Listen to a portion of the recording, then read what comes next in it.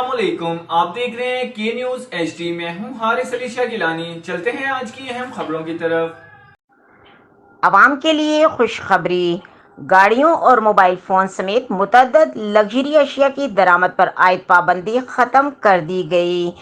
وزیر خزانہ مفتاح اسماعیل کی زیر صدارت اقتصادی رابطہ کمیٹی کا اجلاس اسلام آباد میں ہوا، جس میں تمام لگژری اشیاء کی درآمد پر پابندی ختم کرنے کی منظوری دے دی گئی۔ ای سی سی نے پابندی ہٹنے کے بعد 30 جون سے 31 جولائی کے دوران آنے والا سامان جاری کرنے کی سفارش کی اور درآمدی سامان سرچارج کی وصولی کے بعد جاری کرنے کی ہدایت کی۔